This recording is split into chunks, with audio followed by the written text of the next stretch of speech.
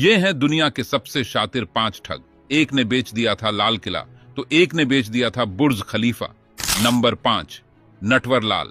इसका असली नाम मिथिलेश कुमार श्रीवास्तव था। नटवरलाल भारत में अब तक का सबसे बड़ा ठग माना जाता है। नटवरलाल ने लोगों को बेवकूफ बनाकर दिल्ली के लाल किले, संसद भवन से लेकर ताजमहल तक को बेच दिया और ठगे गए लोगों को करोड़ों का चूना लगाया। उसे पुलिस ने 8 बार गिरफ्तार किया, लेकिन हर बार वो फरार होने में सफल रहा। नटवरलाल पर हिंदी फिल्म इंडस्ट्री में कई फिल्में बन चुकी हैं। यहां तक कि उसने भारत के राष्ट्रपति भवन को भी बेच दिया था। ये सब उसने राष्ट्रपति के फर्जी हस्ताक्षर करके किए थे। अपने शुरुआती दिनों में नटवरलाल ने वकील के साथ साथ पटवारी की नौकरी भी की थी। Number 4, Charles Sobhraj. Bikini killer के नाम से कुख्यात चार्ल्स शोभराज बेहद रहस्यमय शख्स है। इसका जन्म वियतनाम में हुआ था।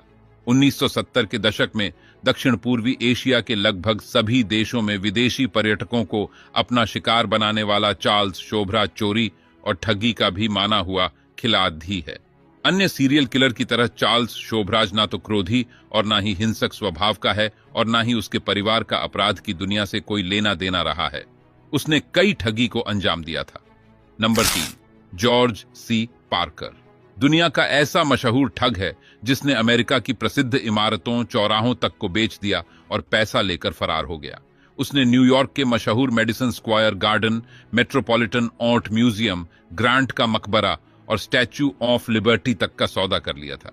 इन सब में उसका सबसे मशहूर सौदा ब्रुकलिन ब्रिज को बेचने का रहा, जिसे उसने कई बार बेचा। Number 2, Victor Lustig. इसने फ्रांस के मशहूर एफिल टावर को ही बेच दिया था। 1890 में विदेश में पैदा हुआ विक्टर बेहद शातिर था और कई भाषाओं का अच्छा जाता था। 1925 में उसने एक बार अखबार में पढ़ा कि एफिल टावर की मरम्मत की जानी है। उसने सरकारी अधिकारी बनकर 6 बड़े कबाड़ व्यवसायियों से संपर्क किया। उनमें से एक को इस शर्त पर एफिल टावर बेच दिया कि वो इसे ट्रेन से ऑस्ट्रिया ले जाएगा। विक्टर ने फ्रांस के बड़े गैंगस्टर ऑल कॉपोन से $40,000 स्टॉक डील में इन्वेस्ट कराए। नंबर 1, ठग बहराम।